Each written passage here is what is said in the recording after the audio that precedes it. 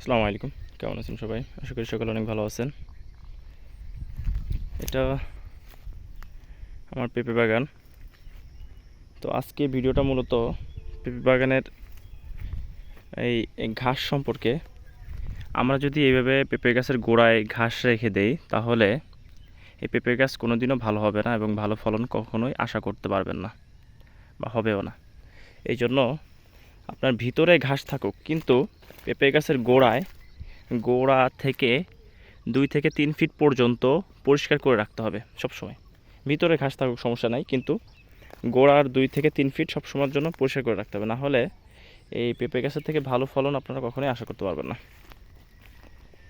আমি 2-1 দিনের ভিতরেই লোক লাগাই দিব এটা ক্লিন করার জন্য।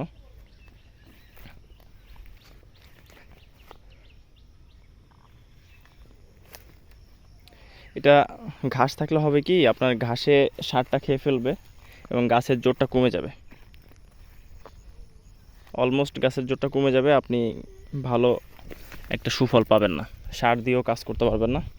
এই জন্য সবসময় গোড়াটা পরিষ্কার করে রাখবেন।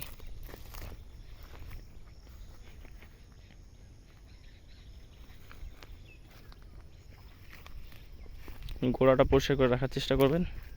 এই যে এখানে আমার একসঙ্গে দুইটা গাছ হয়েছিল, আমি রেখে দিছি যে কেমন হয় দেখার জন্য। এই জন্য একটা গাছ কিন্তু দুইটাই হয়েছে, পেঁপেও আসছে। দেখাই আপনাদের, দুইটা গাছে পেঁপে আসছে, দেখা যাক কি হয়।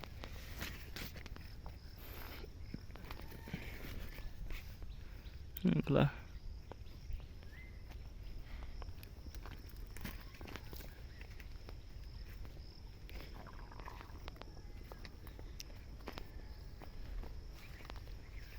দেখি, বৃষ্টি হয়েছিল তো, বৃষ্টি হওয়ার পরে হচ্ছে এই ঘাস উঠছে।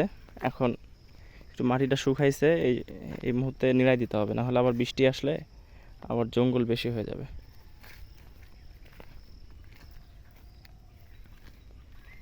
এই সাইডের গাছগুলো বড়, এই সাইডে গাছ হচ্ছে শর্ট পড়ছিল, তো পরে রোপণ করা হয়েছে আইনে সংরক্ষণ করে।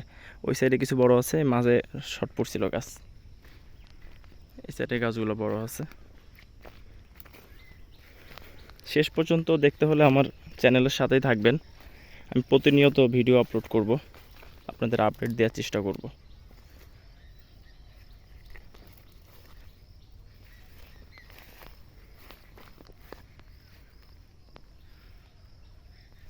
মাত্র পেঁপে আসা শুরু করছে।